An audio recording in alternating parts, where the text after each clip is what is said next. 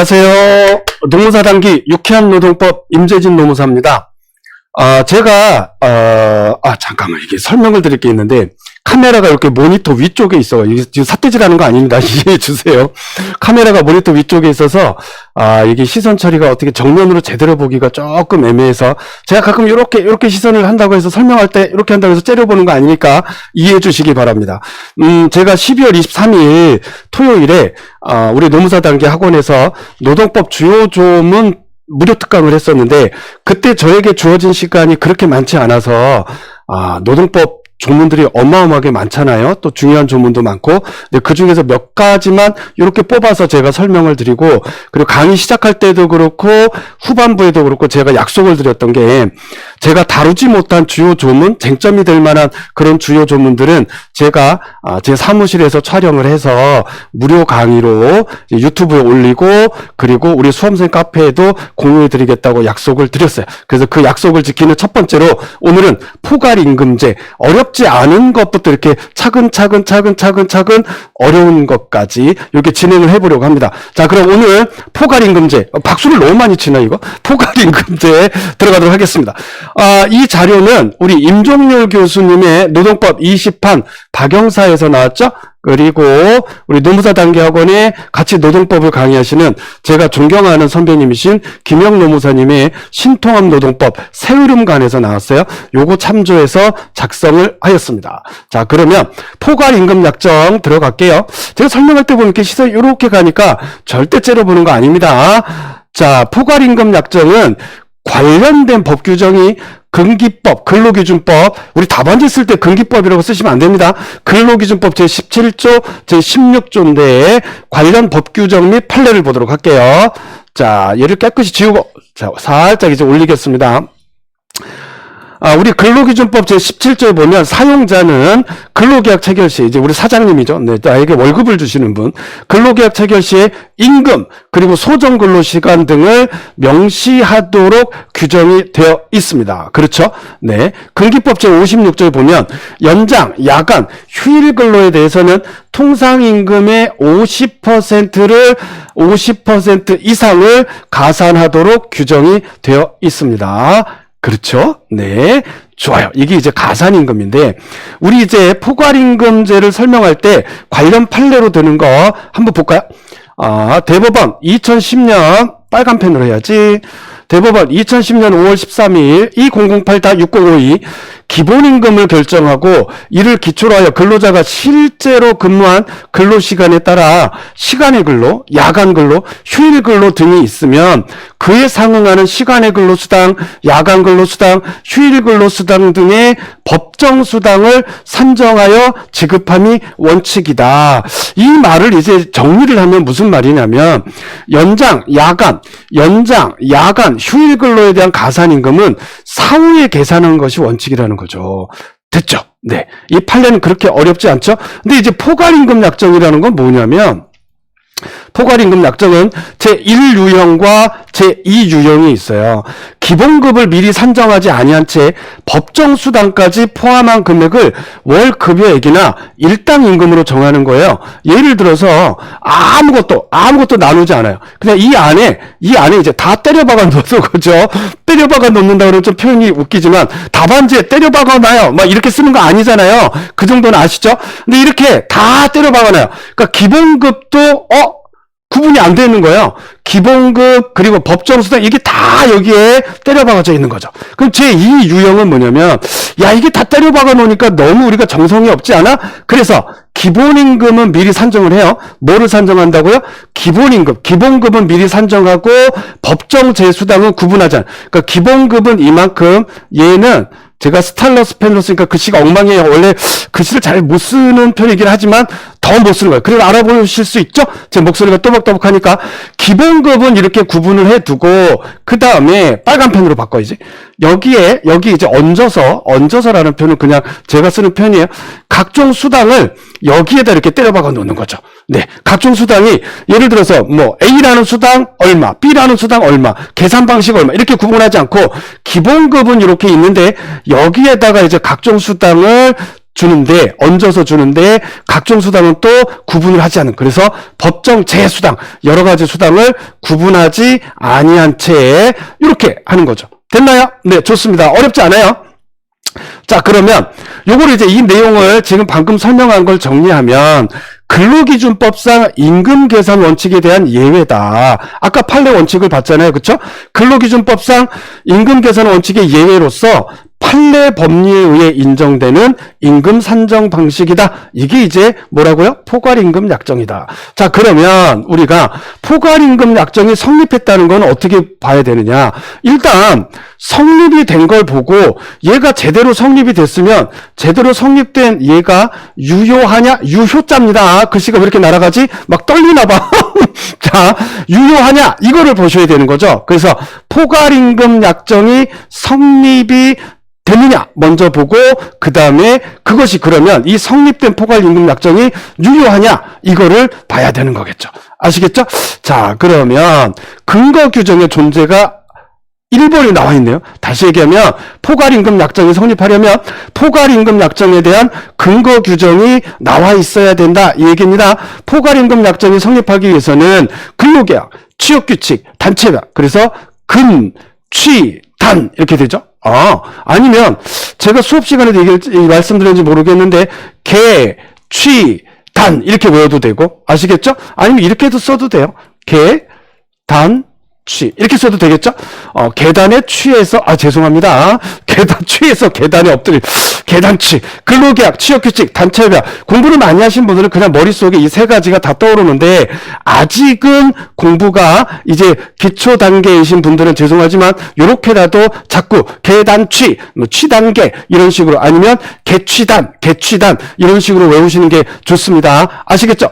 자, 그러면 포괄임금 약정이 성립하려면 뭐가 있어야 된다고요? 포괄임금 약정이 성립하려면 일단 근거 규정이 존재해야 한다. 아하, 그렇구나. 지우고 그럼 대법원 판례 볼까요? 2009년 12월 10일 판례. 자, 잠깐 숨을 좀 쉬었어요. 네, 색깔을 바꿔볼까요? 파란 펜으로. 포괄임금제에 관한 약정이 성립하였는지 여부는 이게 중요하죠.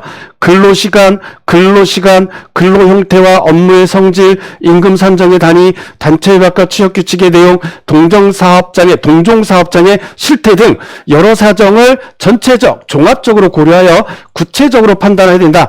마지막 부분에 여러 사정을 전체적, 종합적으로 고려하여 구체적으로 판단해야 한다. 이거는 우리가 늘 보는 판례의 마무리 문구 중에 하나잖아요. 자, 포괄임금제에 관한 그럼 약정이 성립했느냐 이 여부는 어떻게 판단하냐면 먼저 자, 색깔을 또 바꿔볼게요.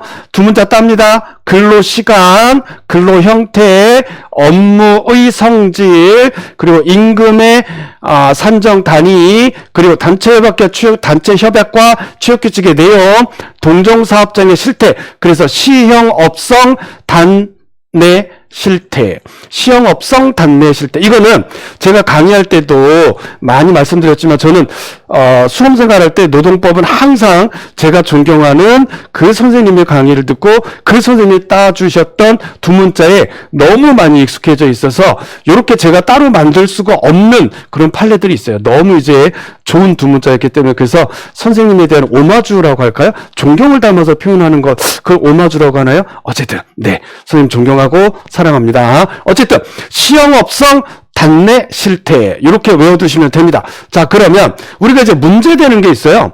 그럼 묵시적 합의에 의한 포괄임금 약정이 성립할 수 있느냐. 그래서 묵시적인 합의에 의해서 포괄임금 약정이 성립하느냐 그 여부에 대해서 판례 2016년 최근 판례죠. 자, 판례를 한번 천천히 읽어드릴게요. 단체협약이나 취업규칙 및 근로계약서에 포괄임금이라는 취지를 명시하지 않았으니까 묵시적이죠. 그럼 묵시적 합의에 의한 포괄임금 약정이 성립하였다고 인정하기 위해서는 동그라미 1번. 자, 이제 지우고 얘를 올리겠습니다. 올려야지 보시겠죠?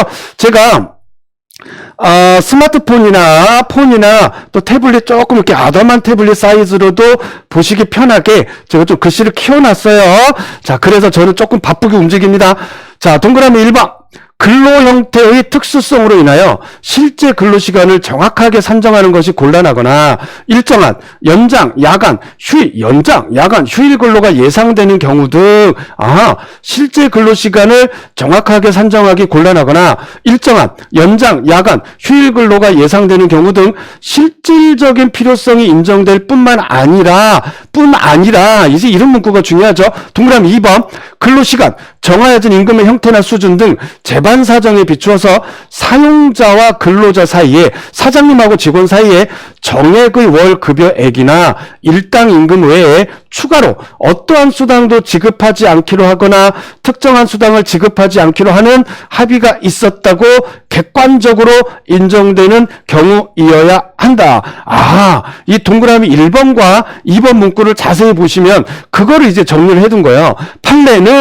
판례는 뭐라고 나왔냐면 묵시적 합의에 의한 포괄임금 약정의 성립 여부에 대해서 엄격한 판단 기준을 제시한 거죠. 다시 위로 올라갑니다. 제 말이 좀 빠른가요? 네. 너무 시간이 오래 걸리면 짜투리 시간을 이용해서 이 강의를 조금 무료 강의를 들으시면서 공부하는데 도움이 되시라고 하는 거기 때문에 조금 말을 빨리 하니까 이해해 주세요. 네.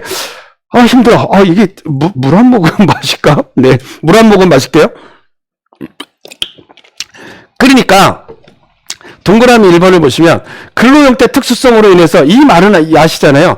실제 근로시간을 정확하게 산정하기 곤란하거나 일정한 이게 연장, 야간, 휴일 근로가 예상되는 경우 등 실질적인 필요성이 인정될 뿐 아니라 그러니까 실제 근로시간을 정확하게 산정하기 곤란하다고 해서 묵시적 합의에 의한 포괄임금 약정이 무조건 성립되는 건 아니다. 엄격하게 본다 이 얘기죠. 그래서 근로시간, 정하여진 임금 형태나 수준 등 재반 사정에 비춰봤을 때 사용자와 근로자 사이에 정액의 월 급여액이나 일당 임금에 추가로 어떤 수당도 지급받지 않기로 하거나 어떤 수당이 이렇게 정해져서 나누어져서 들어가면 이게 포괄임금이 아니다 이게 얘기잖아요. 그래서 정액의 월 급여액이나 일당 임금 외에 추가로 어떠한 수당도 지급받지 않기로 하거나 즉 이것만 받는 거예요. 그쵸? 이것만 정액의 월 급여액, 정액의 일당 임금 외에 다른 거 아무것도 어떤 수당도 지금 이게 가끔 이렇게 보면 눈을 감는 것 같아.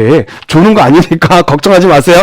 그러니까 어떠한 수당도 추가로 지급하지 않기로 약속한 거야. 그리고 특정한 수당을 지급하지 않기로 하는 합의가 있었다고 객관적으로 인정되는 경우여야 한다 이거죠. 그래야지 묵시적 합의에 의한 포괄임금 약정이 성립했다고 인정. 여기 보시면 인정. 뭘 봐 보기는 죄송합니다. 네, 인정. 여기를 표시해줘야죠. 자, 그러면 올라갑니다. 그럼 포괄임금 약정이 그래서 성립이 됐다. 아까 뭐라고 말씀드렸죠? 성립이 됐어. 네, 성립이 됐는지를 먼저 봐야죠. 뭐가? 이 포괄임금 약정이 성립이 됐니? 봤어. 네, 성립이 됐다. 그러면 어쩔래? 그러면 이 성립이 된 포괄임금 약정이 유효한 거냐? 효력이 있는 거냐? 이렇게 봐야 되죠. 논리적인 흐름이 이렇게 가는 겁니다. 포괄임금 약정의 개념, 포괄임금 약정이니까 관련 법 규정, 포괄임금 약정의 유형, 1유형, 2유형. 그럼 포괄임금 약정이 먼저 성립이 됐느냐 봐야 되고 성립이 됐으면 그러면 포괄임금 약정이 카메라가 여기 있구나. 카메라가 이게 카메라를 여기다 놓고 할까? 네. 어쨌든 포괄임금 약정이 유효하냐 이거를 이제 봐야 된다는 얘기죠. 아시겠죠? 자, 그러면 다음번에는 카메라를 여기다 이렇게 내려놓고 삿대질하는 거 아닙니다. 카메라 여기다 이렇게 내려놓고 한번 해보도록 하겠습니다. 속으로 선생님 이 맘대로 하세요. 네, 그러시는 것 같은데. 자, 그러면 칠게요. 그럼 포괄임금 약정이 유효하려면 가장 중요한 거죠. 근로시간 산정이 어려워야 돼요. 근로시간 산정이 어렵지도 않은데 다 때려박아? 이러면 안 된다는 거죠. 그죠? 그래서 대법원 2010년 최근 판례가 뭐라고 말씀하셨냐면 근로시간의 산정이 어려운 경우가 아니라면 잠깐 혀가 꼬였어요. 근로시간의 산정이 코에 뭐가 들어갔나? 이 코를 만지면 안 되죠. 지저분해 보이죠? 근로시간의 산정이 어려운 경우가 아니라면 달리 근로기준법상의 근로시간에 관한 규정을 그대로 적용할 수 없다고 볼 만한 특별한 사정이 없는 한 물 먹었더니 죄송하지만 네, 죄송합니다. 달리 특별한 사정이 없는 한 근로기준법상의 근로시간에 따른 임금지급 원칙이 적용되어야 할 것이므로 이러한 경우 보세요. 근로시간의 산정이 어려운 경우가 아니면 근로기준법상의 근로시간에 따른 임금지급의 원칙이 적용되어야 한다는 거죠. 즉 근로시간의 산정이 어렵지가 않다면 근로기준법에 따른 근로시간에 따른 임금지급 시간 산정해서 연장 근로시간에 대한 가산수당 줘라. 그럼 휴일근로 했냐? 휴일근로 몇 시간 했어? 그럼 근로기준법에 따라 줘라. 야간근로 했어? 야간근로 시간이 산정이 되잖아요. 그쵸? 근로시간 산정이 어려운 경우가 아니라면 이라는 게 전제가 있는 거야. 그러면 근로기준법상의 근로시간에 따른 임금지급의 원칙이 적용되어야 한다는 거죠. 그렇죠? 여기까지 이해되시죠? 근데 이러한 경우에도 근로시간 수에 상관없이 일정액의 법정수당을 지급하는 내용의 포괄임금제 방식의 임금지급계약을 체결하는 것은 그것이 근로기준법이 정한 근로시간에 관한 규제를 위반하는 이상 허용될 수 없다 이랬어요. 자 보세요. 달리 근로기준법상의 근로시간에 관한 규정을 그대로 적용할 수 없다고 볼 만한 특별한 사정이 없는 한 그러면 근로시간의 산정이 어려운 경우가 아니더라도 이러한 특별한 사정이 있으면 특별한 사정이 있다면 근로기준법상의 근로시간에 따른 임금지급의 원칙이 적용이 안 될 수도 있다라는 뉘앙스잖아요. 그런데 어쨌든 근로시간의 산정이 어려운 경우가 아니라면 이런 특별한 사정이 없다고 한다면 없는 한 근로기준법상의 근로시간에 따른 임금지급 원칙이 적용이 돼야 돼요. 그쵸? 네, 특별한 사정이 없고 그리고 근로시간의 산정이 어려운 경우도 아니야. 그러면 근로기준법상 근로시간에 따른 임금지급 원칙이 적용되어야 한다라는 논리인데 그런데 이러한 경우에도 즉 근로기준법상의 근로시간에 따른 임금지급 원칙이 적용되어야 하는 경우에도 논리의 흐름이 그런 거죠. 이러한 경우에도 근로시간 수에 상관없이 일정액을 법정수당으로 지급하는 내용의 포괄임금제 방식의 임금지급계약을 체결하는 것은 그쵸. 이러한 경우에도 이렇게 포괄임금제 방식의 임금지급계약을 체결하는 것은 허용될 수 없다. 뭐뭐하는 이상, 위반하는 이상. 그러면 위반하지 않으면 허용될 수 있다라는 뉘앙스죠. 근데 뭘 위반하면 안 된다는 거죠? 근로기준법이 정한 근로시간에 관한 규제를 위반하게 되면 허용될 수 없다라는 얘기입니다. 이 판례도 중요한 판례입니다. 제가 다시 한번 말씀드리면 아까 시형업성 답내실 때는 두 문자를 우리 존경하는 선생님이 따주셨던 두 문자로 했는데 요 판례에 즉 묵시적 합의에 의한 포괄임금 약정이 성립하였다고 인정하기 위해서는 이라는 요거의 두 문자도 혹시 이 영상 보시고 혹시 좋은 두 문자 따주실 수 있으면 따주시면 제가 그거 참고해서 참고해서 좋은 강의를 만드는데 활용하도록 하겠습니다. 물론 뭐 이렇게 두 문자를 이렇게 유튜브 이렇게 댓글로 보내주시고 뭐 카카오톡 아이디나 뭐 이렇게 보내주시면 제가 커피 쿠폰 보내드릴 수도 있어요. 보내드려야죠 당연히 감사하니까. 어쨌든 지우고 그러면 요거 있잖아요. 요 판례 2010년 5월 13일 요 대법원 판례도 혹시 두 문자를 따주실 수 있다면 이게 잘 읽어보셔야 이게 판례 뉘앙스가 이런 거구나, 판례 문구 법리의 뉘앙스가 이런 거구나, 분위기가 이런 거구나 알 수 있어요. 요 판례도 혹시 두 문자를 따주실 수 있으시면 두 문자를 만들어서 보내주시면 제가 좋은 커피 쿠폰 보내드리도록 하겠습니다. 감사합니다. 아직 안 끝났어요. 그러면 근로시간에 일단 이 판례 요지는 근로시간의 산정이 어려운 경우가 아니라면 포괄임금제는 일단 허용이 되지 않는다라는 논지로 일단 정리를 하고 보시고요. 두 번째, 근로자에게 불이익이 없어야 포괄임금 약정이 유효합니다. 2010년 5월 13일 아까 위에는 판례인가요? 그쵸? 근로자에게 불이익이 없고 여러 사정에 비추어 정당하다고 인정이 되어야 포괄임금 약정이 유효하다 이겁니다. 좋아요. 그러면 이제 다섯 번째 로마자 5번 포괄임금 약정이 가지는 효과 마지막입니다. 마지막 목차예요. 가겠습니다. 자, 그럼 포괄임금 약정이 유효할 때, 뭐가 유효할 때요? 포괄임금 약정이 유효할 때는 그러면 어떻게 하느냐? 대법원 판례 2020년 최근 판례죠.